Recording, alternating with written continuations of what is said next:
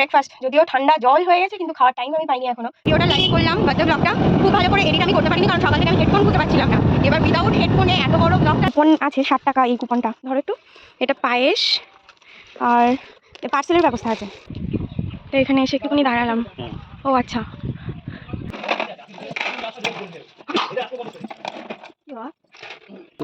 মিচড়ি।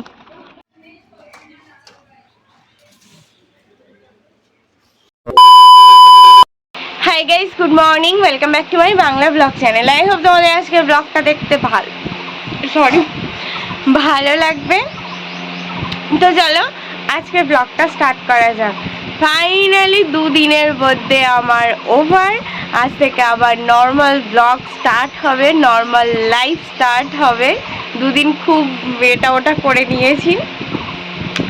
Anyway, আর আজকে blog কখন আবার করব জানি না, তার কারণ একটাই, প্রচুর এডিট করতে হবে। মানে সে 2-3টে ফোন থেকে ইয়ে করা হয়েছে, ভিডিও করা হয়েছে, তো মানে পুরো মাথা একদম একদম সব কিছু এর মধ্যে দিয়ে ঠিকঠাক করে একটুখানি প্রেজেন্টেশন করার ইচ্ছা আছে।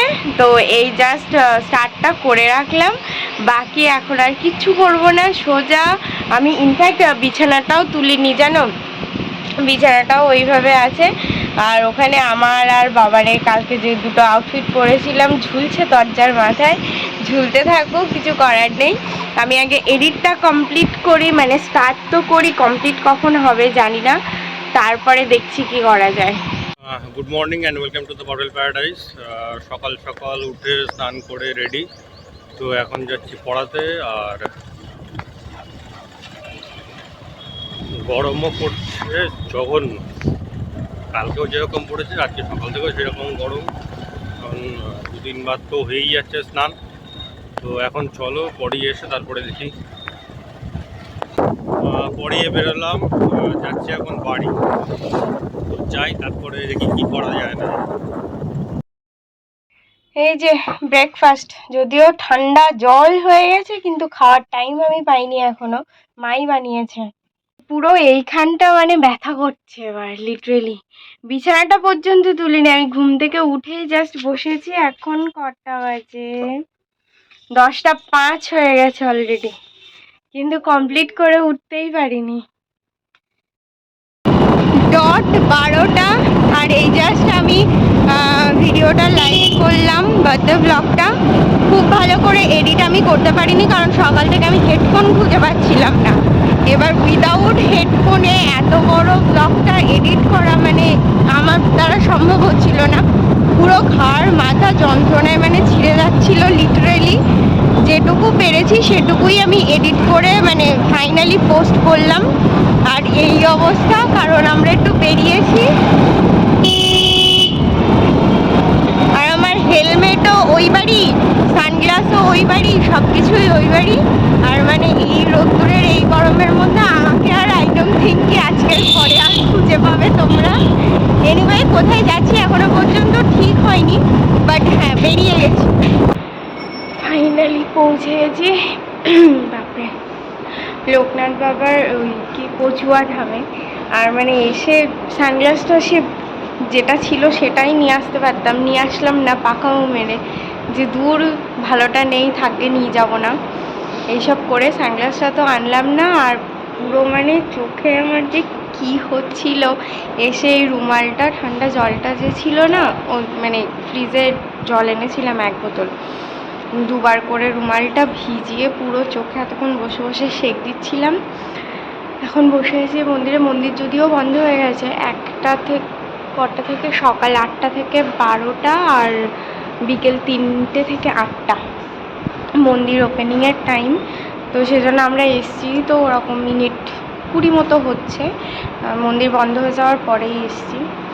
এখন বসে আছি এই মন্দিরের দালানে। এই দেখো কে এসে বসেছে, কষ্ট হচ্ছে ওর ভীষণ, হাঁপাচ্ছে পুরো। আমরা ওখান থেকে আর বসে খেলাম না, এই কুপন আছে 60 টাকা, এই কুপনটা ধরো একটু। এটা পায়েস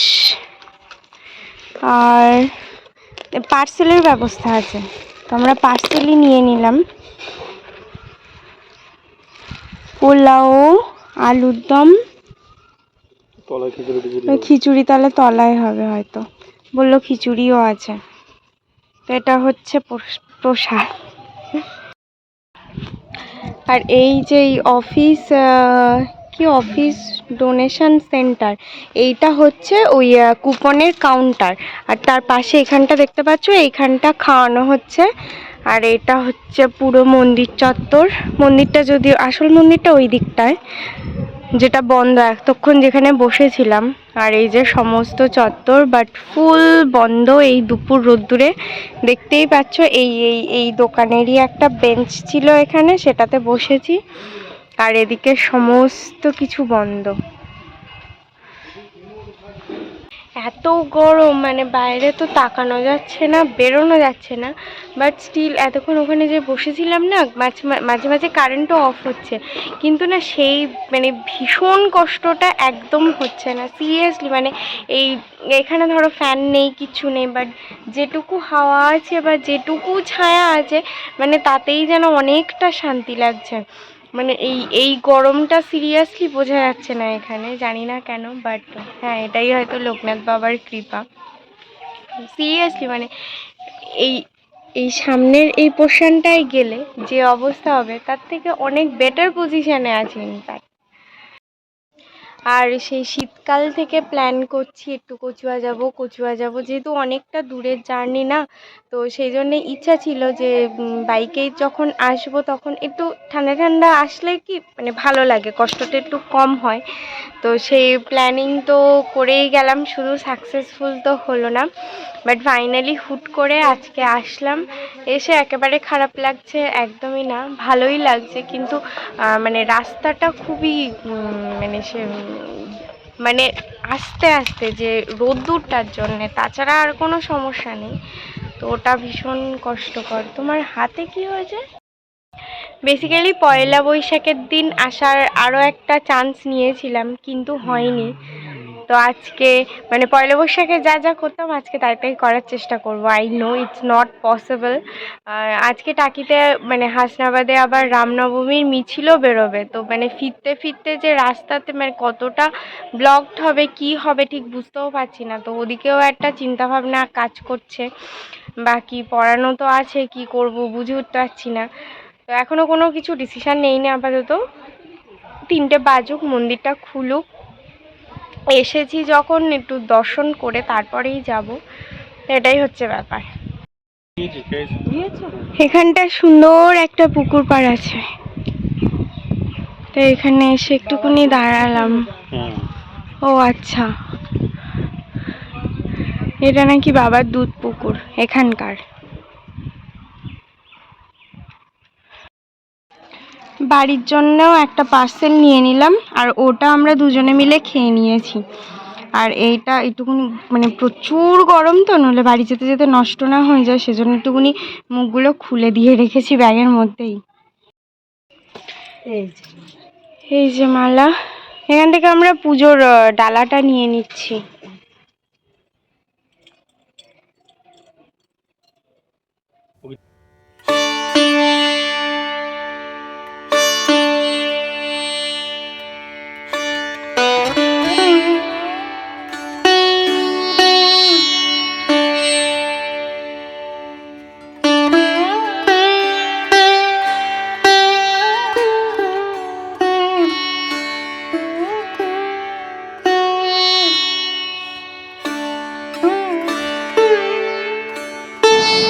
এই যে মালা, ধূপ, ক্যান্ডেলটা কোথায় গেল, এই যে বাতি, আর মধ্যে কি আছে, খোলো একটু গাটারটা। অমৃতি, খাজা, মিশ্রি, নকুলদানা, বাতাসা ছিল বোধহয় একটা দুটো। আচ্ছা,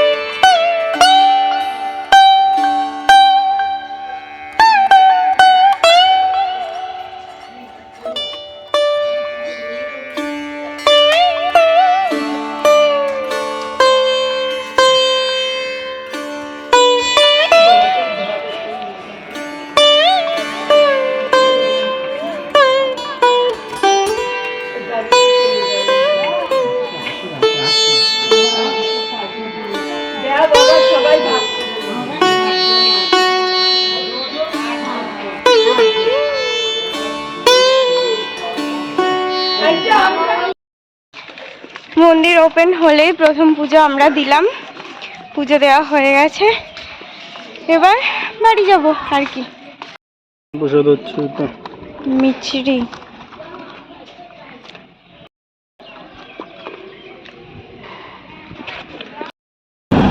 আমরা এবার বেরিয়ে যাচ্ছি।